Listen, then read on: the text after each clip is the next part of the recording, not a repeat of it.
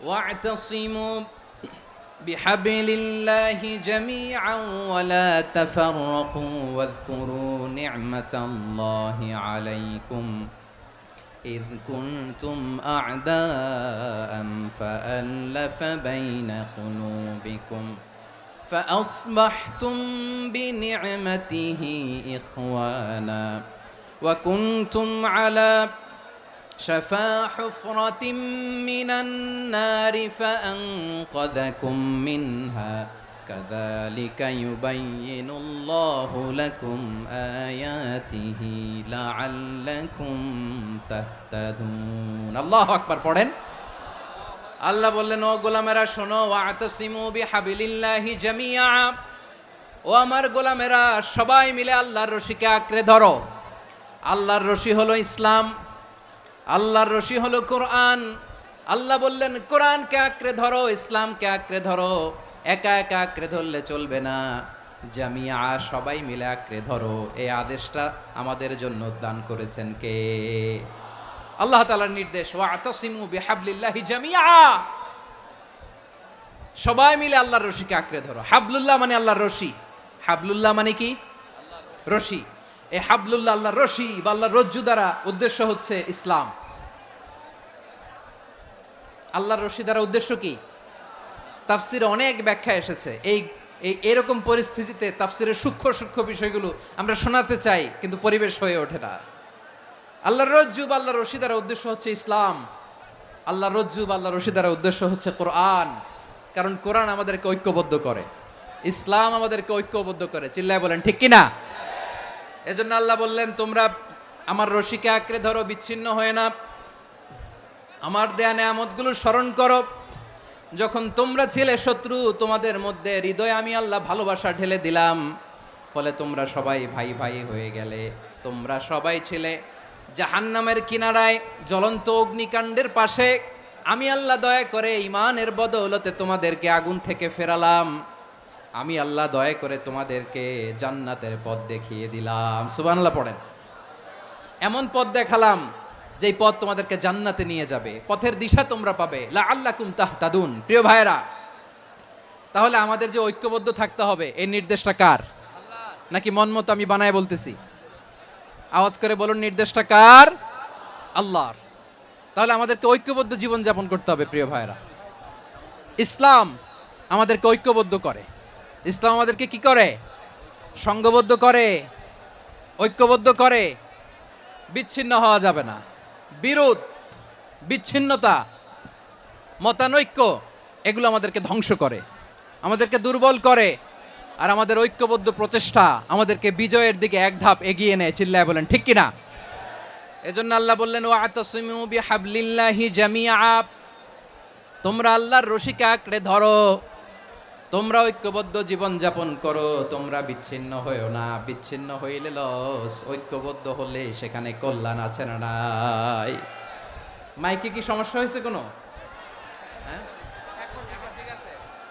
এবার ঠিক আছে প্রিয় ভাইয়েরা শেষ করে দেই না তাইলে শেষ করে দিব তো গত 2 দিন আগে এসে বসে আছেন আর আমি আসার 20 মিনিটের মধ্যে উঠে যাচ্ছেন কেন আর সহ্য হচ্ছে না আর পারতেছেন না হ্যাঁ বসেন যাদের খুব জরুরত তাদেরকে বের হইতে দেন অনেকে সকাল থেকে বসে আছে ওয়াশরুমে যেতে হবে সারাদিন কিছু খায় নাই পাগলের মতো বসে আছে আমি জানি সব রিপোর্ট আছে আমার কাছে মেহেরবানি করে বিশৃঙ্খলা করবেন না আল্লাহর ওয়াস্তে যাদের কষ্ট হচ্ছে বের হয়ে যান আরো কয়েক মিনিট কথা বলে আমরা শেষ করব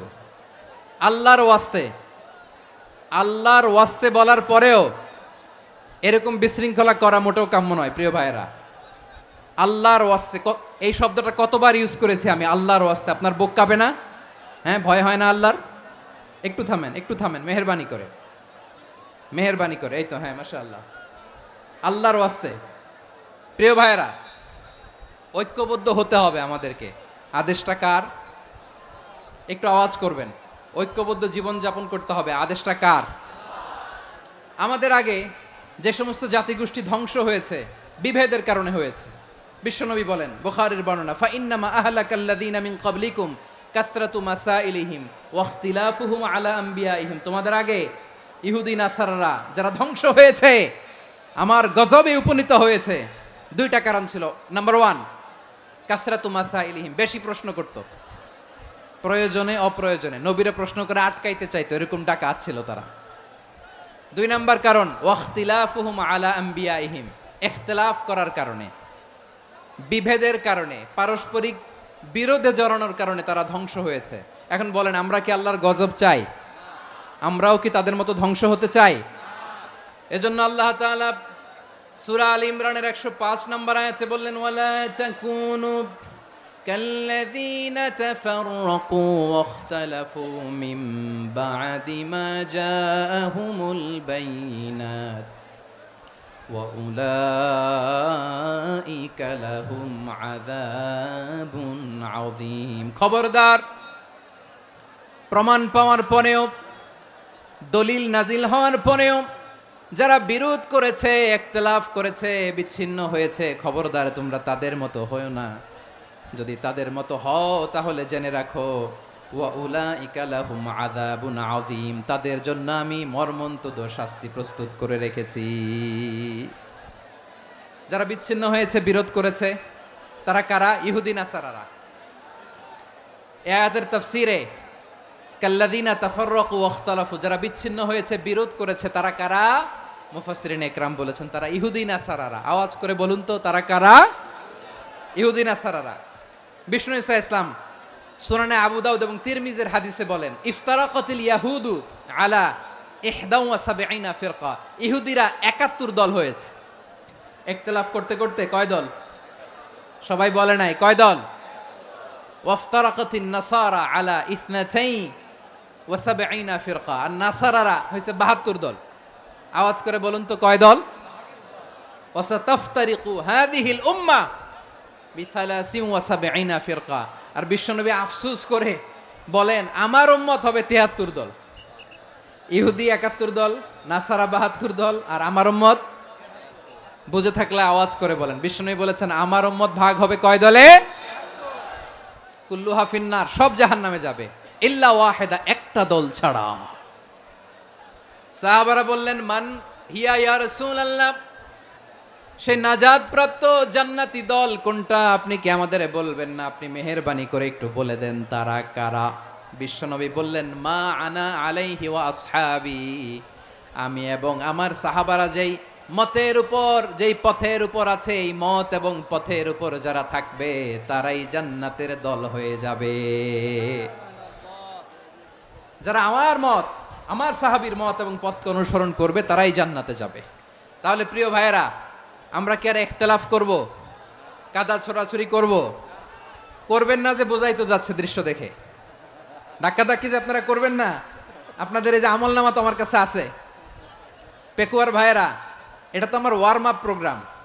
আমার বিভাগীয় প্রোগ্রাম হচ্ছে 8 বিভাগে 8টা। কয়টা? এটা কেন নিলাম? নেয়ামতুল্লাহ নিজামীর জ্বালা থেকে বাঁচার জন্য নিলাম। ওর জ্বালাতনে ও পারে না মালয়েশিয়া থেকে আমরা টেনে নিয়ে আসি।